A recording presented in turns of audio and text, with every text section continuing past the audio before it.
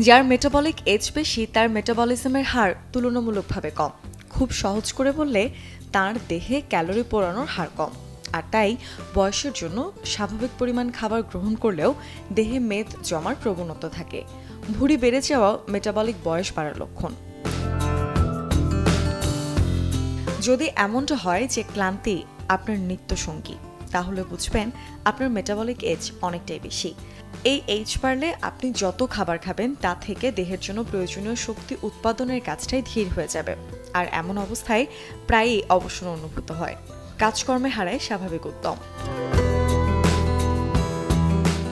দৈনন্দিন জীবনযাত্রায় ক্রমাগত বাড়ছে মানসিক চাপ, আর এই চাপে মেটাবলিজম বাধাগ্রস্ত হয়। চাপের সাথে সম্পর্কিত হরমোনের মাত্রা বাড়তে থাকে দেহে।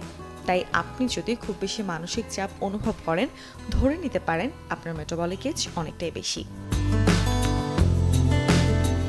শারীরিক কোনো অসুবিধার কারণে ঘুমের সমস্যায় ভুগতে পারেন যে কেউ। মানসিক চাপও ঘুমের শত্রু। যে কোনো কারণে আপনি যদি প্রায়ই ঘুমের সমস্যায় ভোগেন, তাহলে আপনার মেটাবলিজম ধীর হয়ে আসবে। তাই প্রায়ই ঘুমের সমস্যা হলে বুঝতে হবে আপনার মেটাবলিক এজ বেড়ে যাচ্ছে। স্বাস্থ্যকর জীবনচর্চায় মেটাবলিক বয়স কমানোর চাবিকাঠি। সুষম খাদ্যাভ্যাস গড়ে তোলা ভীষণ জরুরি। গোটা শস্য, মৌসুমী ফলমূল এবং টাটকা শাকসবজি খাবেন। পানি খাবেন পর্যাপ্ত। সাথে অভ্যাস করুন নিয়মিত যোগব্যায়াম করা। যোগব্যায়াম এবং শ্বাস প্রশ্বাসের অনুশীলন মানসিক চাপ কমায় এবং শরীরকে শান্ত রাখে। এতে মানসিক স্থিরতা আসে এবং ঘুমের মান উন্নত হয়। তাই প্রতিদিন কয়েক মিনিটের যোগব্যায়ামেও থাকবেন তরুণ।